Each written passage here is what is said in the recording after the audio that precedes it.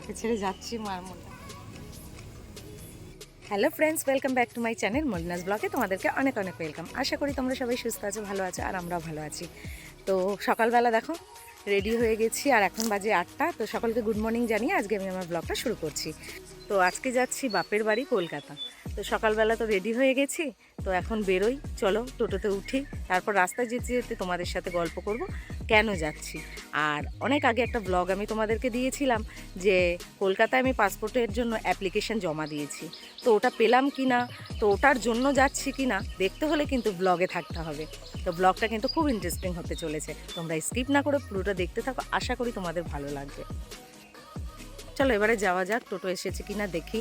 তো অনেকটা টাইম লাগবে, আমি 10টা 25-এর লোকালটা ধরবো, কাটোয়া হাওড়া। তো ট্রেনে এখন 3.5 ঘন্টা আমাকে বসে থাকতে হবে। তো চলো ট্রেনের জার্নিটা আমরা উপভোগ করতে করতে পৌঁছে যাই কলকাতা। তো চলো আমার সাথে থেকো তোমরা সবাই। আর এই যে দুজনকে দেখছো, তো এই দুটো হচ্ছে আমার জায়ের ছেলে। আজ আমি চলে যাচ্ছি বলে ওদের মনটা খুব খারাপ, তো এসে আমার কাছে দাঁড়িয়েছে, তো একটু ভিডিও শ্যুট করে নিলাম ওদের সাথে।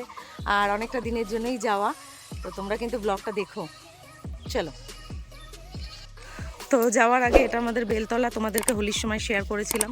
তো ঠাকুরকে একটু নমস্কার করে যাচ্ছি। আর যখনই আমরা বাড়ির বাইরে বেরোই তখন আমাদের বেলতলা আমাদের মা কালী প্রতিষ্ঠিত করা আছে, তো সেখানে প্রণাম করেই আমাদেরকে বেরোতে হয়। আর এই যে মাকে ছেড়ে যাচ্ছি, মার মনটা খুব খারাপ।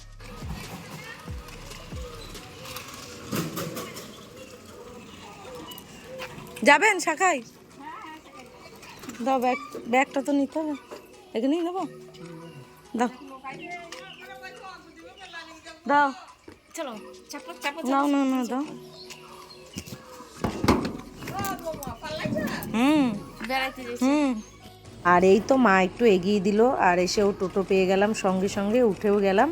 আর চলো এবারে যাওয়া যাক স্টেশনের দিকে। তো এখান থেকে অনেকটা রাস্তা, আর তোমাদের সাথে এখন একটু কিছু গল্প করব।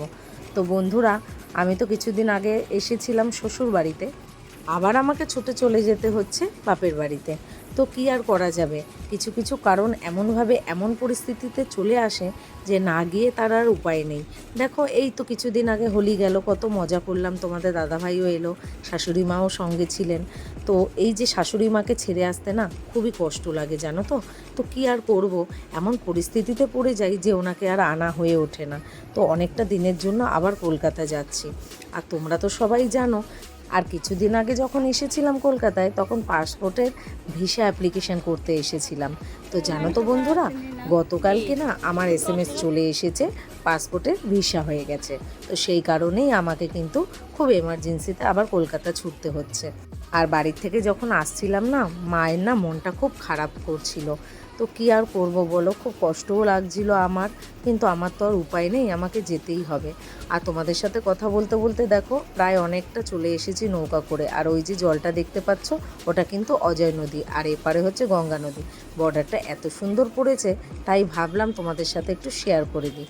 আর গল্প করতে করতে নৌকা থেকে নেমে টোটোয় উঠে পড়েছি, আর এখন যাচ্ছি কাটোয়া স্টেশনে। আর একটু তাড়াহুড়াতেই ছিলাম 10টা 20 লোকালটা ধরার জন্য, কিন্তু তোমাদের দাদাভাই আবার আমার টিকিট করে দিয়েছে। আর মালদা হাওড়া ইন্টারসিটি ট্রেনের টিকিটটা বুক করে দিয়েছে তোমাদের দাদাভাই, 9টা 45-এ ট্রেনটা ছাড়বে। তো চলো আস্তে আস্তে করে হেঁটে যাই। আর এই দেখো প্ল্যাটফর্মে চলে এসেছি, আর ট্রেনটা অ্যানাউন্স করে দিয়েছে, আর ট্রেন এসেও গেছে। এবার আস্তে আস্তে উঠি, আর নিজের সিটে বসেও পড়েছি, ট্রেন ছেড়েও দিয়েছে। এবারে 2-2.5 ঘন্টা ট্রেনে বসে থাকতে হবে, আর বাইরের প্রকৃতি দেখতে দেখতে যেতে হবে। এই তো মেয়েদের জীবন, কি আর করব বলো বন্ধুরা। এইভাবে লাগেজ নিয়ে একা একা ভিডিও শ্যুট করতে করতে যাওয়াটাও কিন্তু খুব টাফের ব্যাপার। তো তোমরা কিন্তু এইভাবে আমাকে পাশে থেকেও সাপোর্ট করো, তোমাদের সাপোর্ট পেলে না মনের জোর কিন্তু অনেকটা বেড়ে যায়। আর গল্প করতে করতে অনেক দূর চলে এসেছি, ব্যান্ডেলও ছাড়িয়ে ফেলেছি। দেখো গল্প করতে করতে হাওড়াও চলে এলাম। তো এবারে হাওড়াতে নেমে বাসে উঠে আবার তোমাদের সাথে কথা বলছি।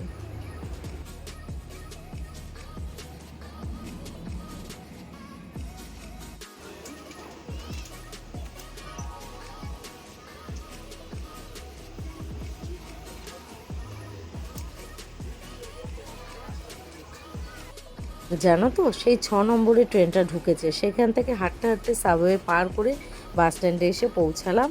আর বাসে বসে আছি। তো এখনও পর্যন্ত প্যাসেঞ্জার হয়নি আর বাস ছাড়ার টাইমও হয়নি।